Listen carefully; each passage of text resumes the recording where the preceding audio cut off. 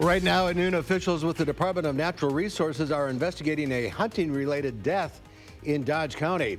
And we now know the name of the 60-year-old pedestrian killed by a hit-and-run driver on Madison's north side. From the Channel3000.com Alert Center, this is News 3 Now at noon. Good afternoon, I'm Mark Kane. We start with breaking news into the Channel 3000 Alert Center. Dodge County officials confirm they're investigating a hunting-related death in Reeseville. The Wisconsin Department of Natural Resources is investigating the death near Mud Lake Road off of County Highway G in Dodge County. Officials say two brothers were hunting squirrels this morning. A 61-year-old man saw movement, shot, and struck his 65-year-old brother. Sheriff Dale Schmidt says it's too early to tell if there are any suspicious circumstances. Is we always want to treat it as if it is the worst possible incident, and we can always back it off later. So anytime we have a death investigation, which that's what it is, we're going to treat it as though it potentially could be a homicide. I'm not saying that it is, because it very well may not be. The DNR is leading the investigation. We'll have the latest updates as we learn more on News 3 Now and all day long at channel3000.com. Time now for weather. Let's head over to the Weather Center. Meteorologist Chris Reese has a first alert weather forecast for us. Chris? Yeah, it's been a beautiful Tuesday, Mark. Plenty of sunshine out there, especially after we saw a lot of cloud cover on Sunday, and that sun gradually returned back as we moved into Monday. But clear skies out there right now. Temperatures are fairly comfortable. 73 in Madison, 75 as you work your way down towards Janesville. La Crosse and Black River Falls both at 81, and we'll still have some warming up to go as we go through the afternoon. It's also just a tad humid. Those dew points are well into the 60s, so you're feeling a little bit of humidity out there, though it's not as bad as it certainly could be around here. But we'll stay humid into the afternoon. We'll also keep that sunshine around. Look for temperatures topping out right around 82 degrees. But this is not the only summer day that we have. We're going to be staying in the 80s really through most of this week. We'll start to see a cool down headed into next week, but even still, temperatures are likely staying above average. Coming up in Maine weather, I'll answer the question as to where fall is on the earth right now and when we might see some fall temperatures of our own, if we see them soon. All right, we'll check back in a few minutes. Thank you, Chris. My pleasure. New at noon, we now know the name of the man killed by a hit-and-run driver on Madison's north side. 60-year-old Daryl Sunderland died several days after he was hit by a car Thursday night on Northport Drive near Warner Park. Officers are still looking for the driver who hit him. They're asking people to look out for a dark-colored sedan. It's expected to have significant front-end damage. Anyone with information asked to call Crime Stoppers. And the Dane County Medical Examiner has identified 58-year-old Kay Larson as the bicyclist killed in Monona over the weekend. The Fitchburg woman was pronounced dead at the scene around 1:30 a.m. on Saturday on West Broadway. The 17-year-old driver who hit her was taken into custody and later released. And authorities confirm a 21-year-old Madison man is the victim of a car accident in Monona. Monona officials say the man drove into a pole just before 7:30 last night on Winnequa Road, northeast of Fireman's Park. The accident caused power outages, which lasted into the morning. Madison Gas and Electric restored power to the entire residential area just before 7 a.m. Officials have not released the name of the victim. He was the only person in the car. The Monona Fire Department says speed was likely a factor. We're expecting a decision tomorrow on whether a Racine County officer will be charged in the death of a teenager. Yesterday, dozens of friends and family members of Tyrese West filled the front steps of the Racine County Courthouse demanding justice for his death. In June, a Mount Pleasant police officer tried to stop West, who was riding his bicycle without headlights around 1:30 in the morning.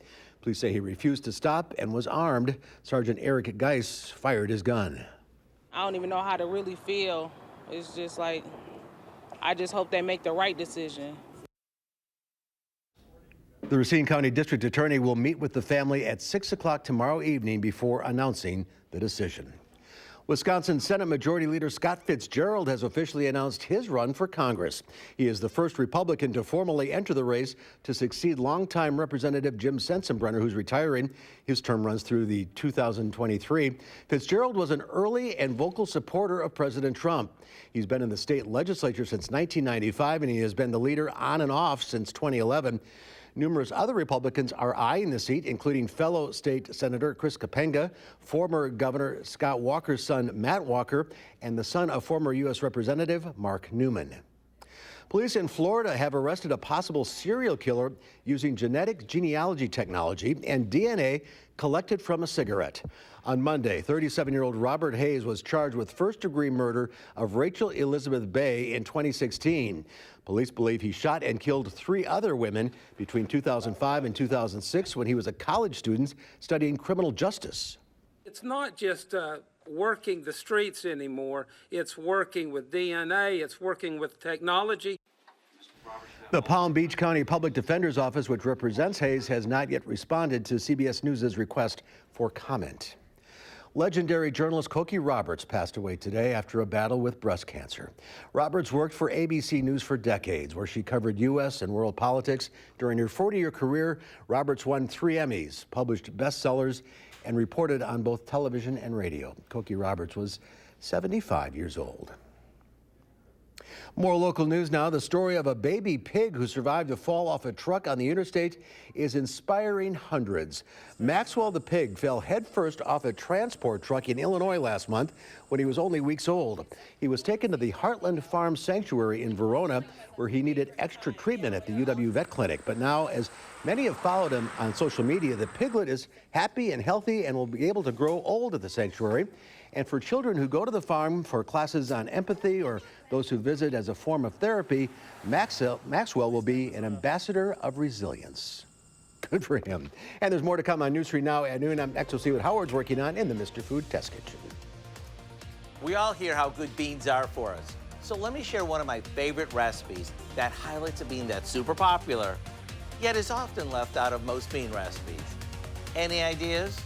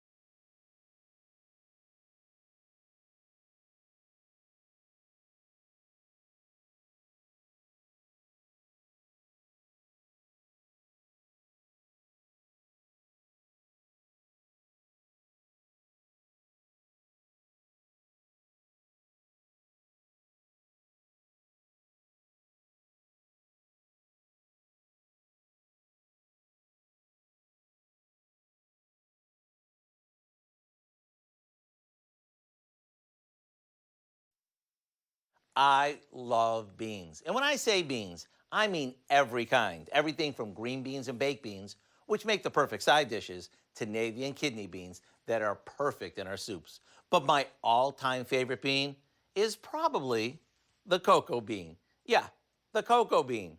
According to the dictionary, chocolate is a food prepared from ground roasted cocoa beans. So, if chocolate is made from beans, and beans are a vegetable, wouldn't it make sense that chocolate is a vegetable too?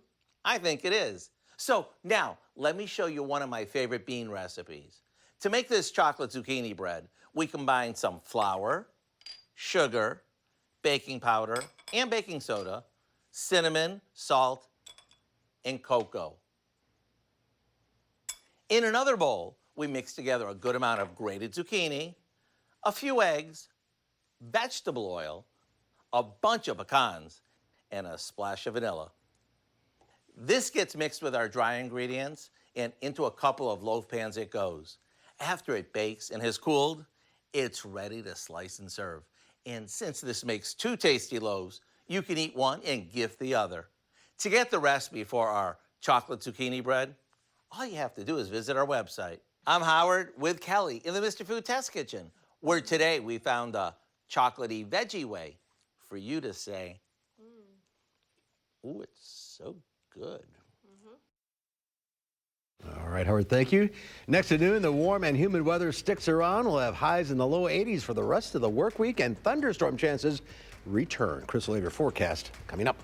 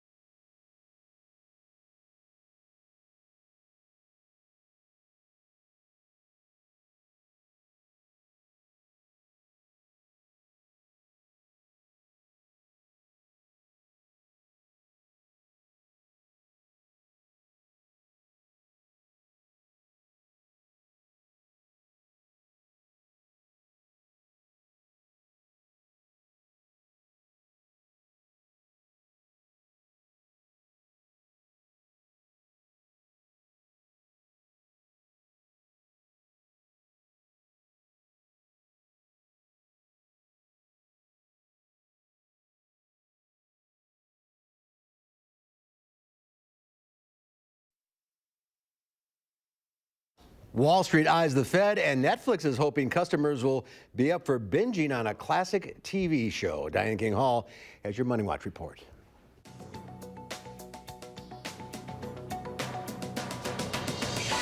Federal Reserve is in focus on Wall Street once again. Officials are kicking off their latest policy meeting today. Analysts largely expect the Fed to cut short-term interest rates to a range of 1.75 to 2%. Another fake account scandal, this time hitting the media industry. A lawsuit alleges AT&T created fake DirecTV Now accounts to make it look like the company had more customers than it did ahead of its merger with Time Warner. The lawsuit accuses the company of pushing employees to add the service to customers' accounts without their knowledge. Talks between the United Auto Workers Union and GM officials are resuming today after nearly 50,000 workers went on strike Monday. A union spokesperson says there has been some progress, but no deal yet. Workers want higher wages and a better retirement plan. The walkout is the first strike against GM in more than a decade. And Netflix is loading up its queue for viewers with a fan favorite. The company struck a deal with Sony Pictures Television for the global streaming rights to Seinfeld beginning in 2021. No exact details on how much it paid, but the LA Times reports Netflix paid above the speculated $500 million NBC Universal streaming service spent to take The Office away from Netflix. And that's your CBS Money Watch report. For more, head to cbsmoneywatch.com. At the New York Stock Exchange, I'm Diane King Hall.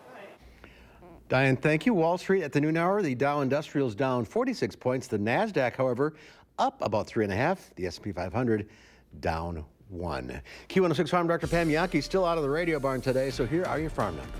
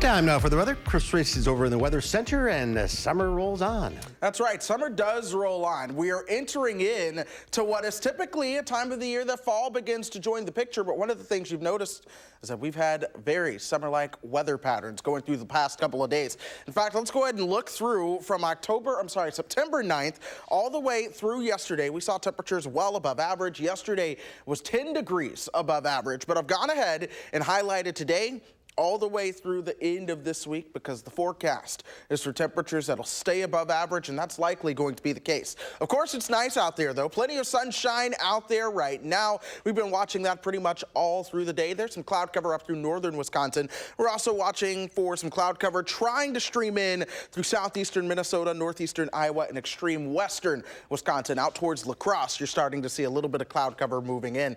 There's no rain associated with that, but you can certainly see that as we look from the Edgewater sky camera now back towards the west. Our temperature in Madison, 73 right now. Winds coming out of the south at 10 miles per hour.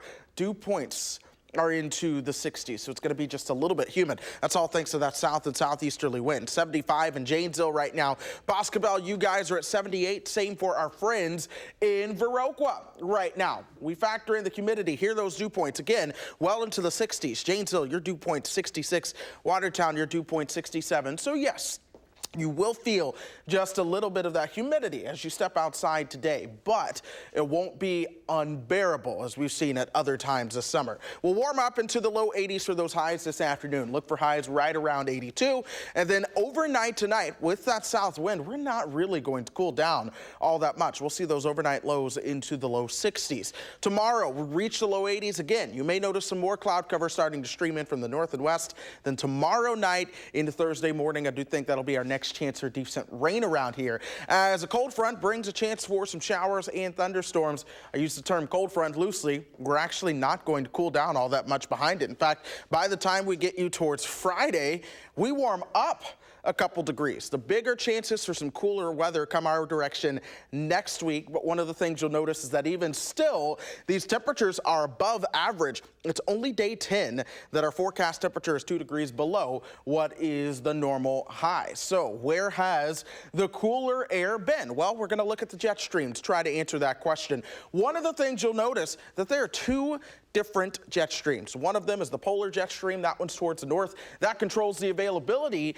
of cooler, drier air to work its way in. The other one is the tropical jet stream. This keeps the warm and humid around, and that is certainly what we have been feeling. Watch this. As we head towards the weekend and early next week, we actually do get a little bit of a cold or a cool down. That's because these two jet streams come together. We call this a phase jet stream. This often comes with rain chances, and you'll see as we get towards the extended forecast, there will be some rain chances this weekend. But then watch this subtropical jet stream again start to amplify. It really builds up.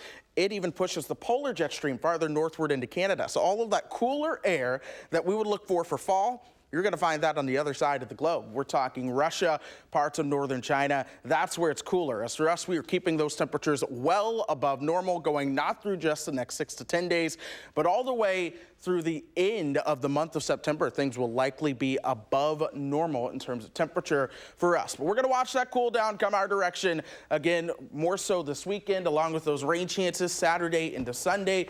We'll stay cooler earlier on next week, but even still, our average temperatures are sliding, so our temperatures are staying above normal right now. Big Badger game on Saturday. A big Badger game on Saturday. I'm going to be timing out the rain chances for that as we go through the week as well. Yeah, it's ways off yet. Yes. All right, Chris, thank you. Next at noon, Angie Horkin from the Wisconsin Beef Council is here. She has 2 steak stir-fry recipes that are perfect for this time of year. Stay with us.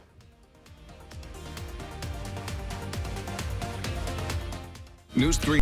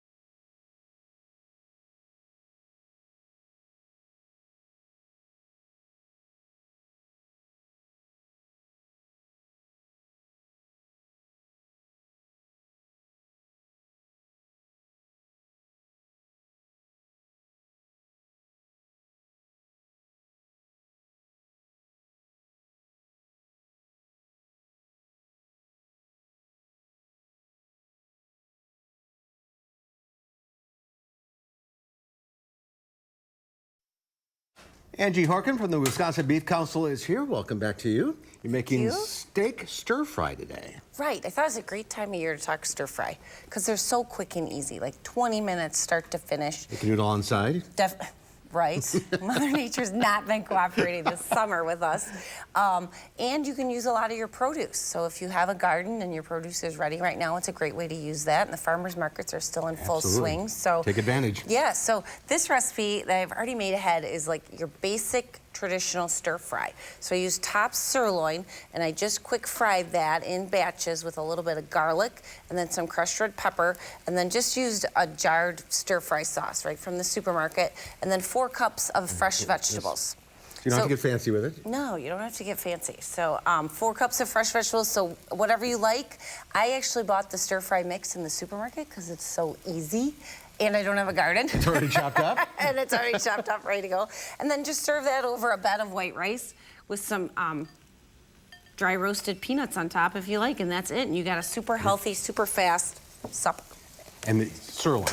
That I use top sirloin. Okay. Now this second recipe are called Thai beef walk and roll ups. So we're gonna make lettuce wraps and it uses flank steak. Okay. So it only calls for a pound of flank steak. Usually flanks are about 1.5 pounds or a little more. So you kind of want to look around for a small one or make a double batch. I had a little bit over 1 pound, so we're going to make a big batch today. But you want to brown, so slice your flank really thin and then marinate it in just some of the jarred teriyaki marinade and sauce. And then quick in a hot skillet with a little oil, and I have a wok pan here, about 1 minute per side, just saute up that flank. And the heat is essential when you're stir frying. The heat is essential because you want it nice and hot.